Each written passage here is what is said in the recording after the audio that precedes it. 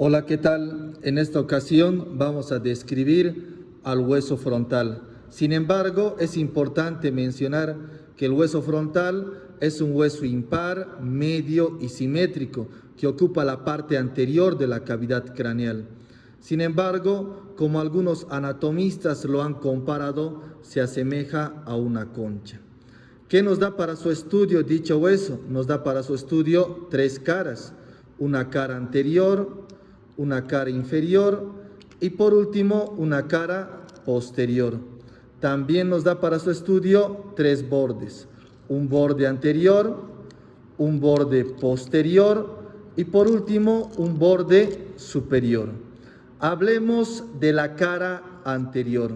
La cara anterior es también llamada la cara exocraneal o también llamada la cara cutánea, porque entra en relación con la piel a través de los músculos frontales. Sin embargo, ¿qué nos da para su estudio? En la parte media encontramos a la sutura frontal media o también llamada la sutura metópica. Inmediatamente por debajo de la sutura frontal media o metópica encontramos a la eminencia frontal media o también llamada la glabela. Inmediatamente por fuera de este encontramos dos eminencias óseas que parten de medial a lateral, llamados los arcos ciliares o también llamados los arcos orbitarios. Inmediatamente por encima de estos arcos ciliares encontramos a las eminencias frontales laterales, que son más prominentes en la mujer que en el varón.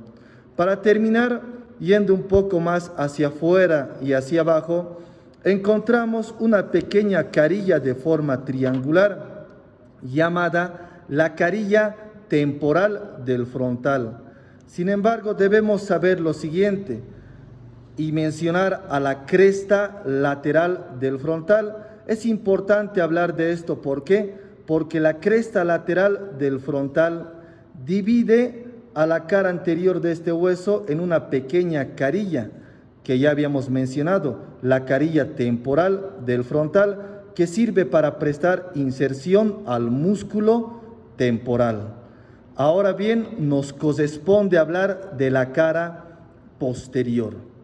La cara posterior de este hueso es también llamada la cara endocraneal. Sin embargo, debemos saber que entra en relación con la masa encefálica, con el cerebro. Ahora bien, esta cara posterior es cóncava en sus 3/4 superiores y en su cuarto inferior es convexa. Debemos empezar a describir siempre partiendo en la línea media y encontramos lo siguiente. Encontramos un surco llamado el surco longitudinal superior que sirve para alojar al seno venoso longitudinal superior. Inmediatamente por debajo de este encontramos a la cresta frontal interna, que acá podemos observar. La cresta frontal interna es muy importante, puede ser pregunta de examen. ¿Qué se inserta en la cresta frontal interna? Se inserta la hoz del cerebro. Inmediatamente por debajo, y acá podemos observar, tenemos al agujero ciego. ¿Qué atraviesa por el agujero ciego en estado fresco? Atraviesa la hoz del cerebro, que simplemente corresponde a una prolongación de la dura madre, como también da paso a una vena emisaria, llamada la vena emisaria de Espirilo. Hablemos hacia los lados, ¿qué es lo que podemos observar? Para empezar, en los 3/4 superiores encontramos a las fosas frontales que entran en relación con los lóbulos anteriores del cerebro. Inmediatamente por debajo encontramos al tercio inferior, al cuarto inferior, que corresponde a ser la fosa orbitaria.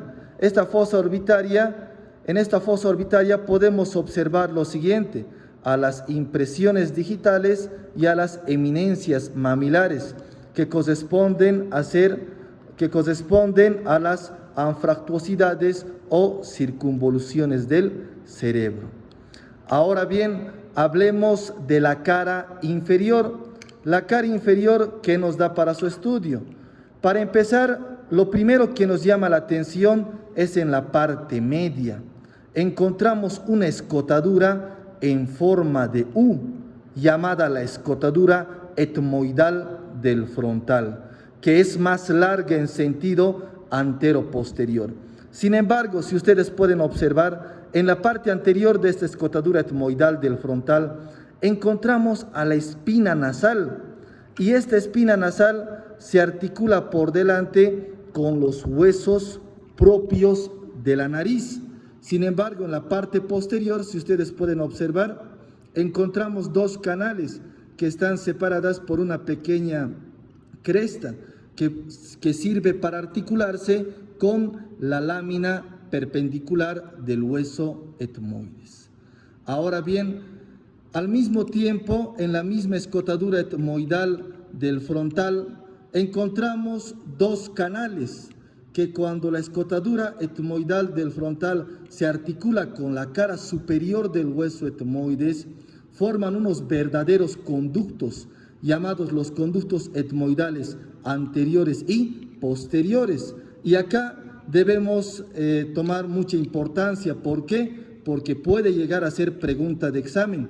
¿Qué atraviesa por el conducto etmoidal anterior? Atraviesa la arteria etmoidal anterior y el nervio nasal interno. Sin embargo, ¿qué atraviesa por el conducto etmoidal posterior? Atraviesa la arteria etmoidal posterior y el nervio esfenoetmoidal de Luschka.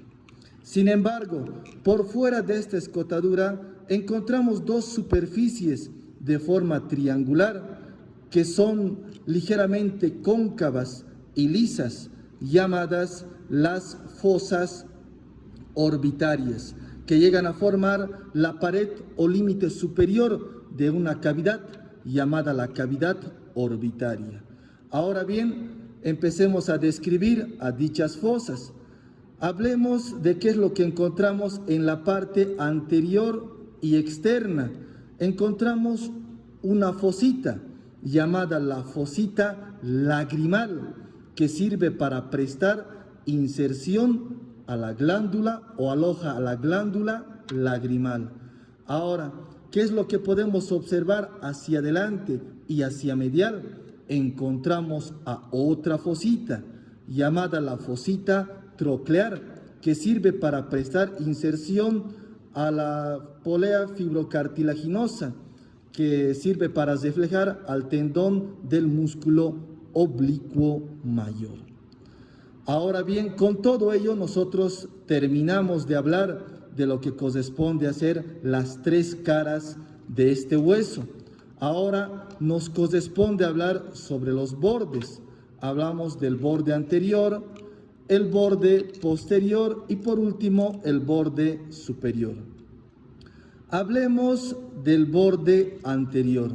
Para empezar, en el borde anterior encontramos a la escotadura nasal. Esta escotadura nasal sirve para articularse con los huesos propios de la nariz y un poco más hacia afuera se articula con la rama ascendente del hueso maxilar superior. Inmediatamente por fuera encontramos a los arcos orbitarios, los cuales terminan a este nivel en las apófisis orbitarias externas. Sin embargo, en dichos arcos orbitarios, cerca a su extremo medial, en algunos casos vamos a poder observar a una escotadura, en otros casos vamos a poder observar a un agujero llamado la escotadura o el agujero supraorbitario. Puede ser pregunta de examen. ¿Qué atraviesa por la escotadura o agujero supraorbitario? Atraviesan los vasos y nervios supraorbitarios o también llamados, o también podemos hablar del nervio frontal interno, externo, mejor dicho, el nervio frontal externo.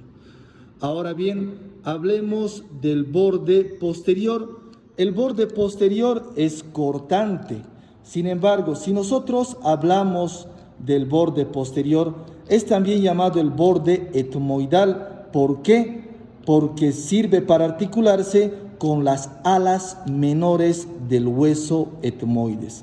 Sin embargo, en la parte media está interrumpido por la escotadura etmoidal del frontal. Hablemos del borde superior.